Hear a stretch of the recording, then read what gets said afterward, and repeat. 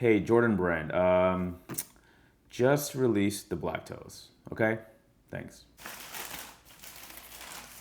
What's going on, guys? You're watching Sneaker News on YouTube, and today we're taking a closer look at the Air Jordan 1 Retro High OG Satin Black Toe. Before we do that, let's do us a quick favor, hit the subscribe button, and we'll get going.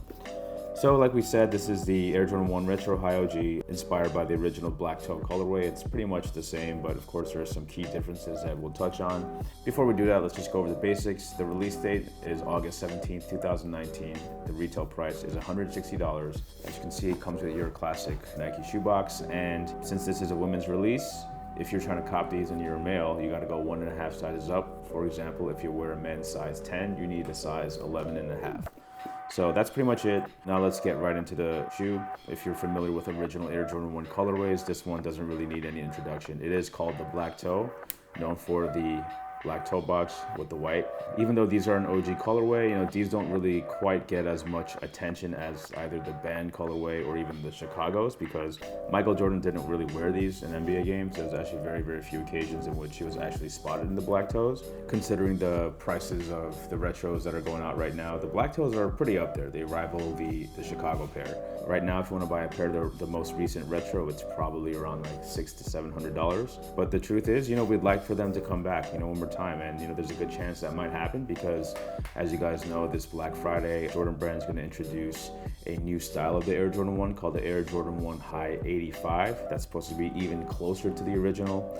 And although there are no photos out there right now, we do know that the band colorway is dropping on Black Friday. We know that Chicago version is dropping during All-Star Weekend in 2020, which also takes place in Chicago. So it only makes sense that maybe the Black Toe or even the Royals or even the other original colorways that existed in 1985 will probably return in the Jordan 1 High 85 styles.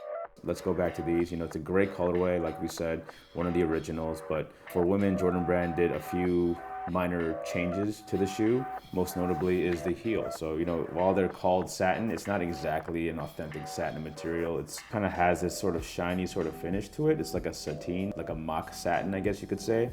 And that material is spotted on the heel as well as the ankle collar. And even just with this lighting, you could just tell that it has this almost like a matte metallic sort of effect, really, although when you look at it, it's just a fabric. And of course, the Air Jordan Wings logo isn't stamped on, it's actually a plate that's elevated on the actual collar. That's a detail that's only been on most women's Air Jordan 1 releases, some of the Pinnacle releases, but in terms of recent drops, it's been on the women's exclusives.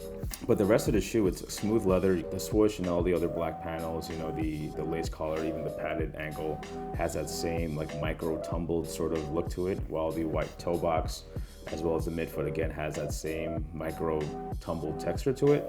Got the classic mesh, which is a nice touch. It has the classic Nike Air tongue logo.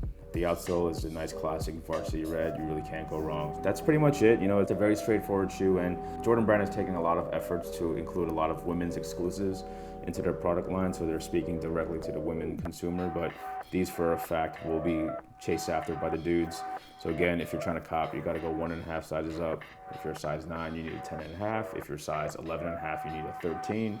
Again, satin black toes dropping August 17th. Possibility of an actual black toe retro coming in 2020. We don't know that for sure, but it seems very, very likely. Let us know in the comments if you think the black toes should come back. Of course, make sure you like this video, and we'll catch you in the next one.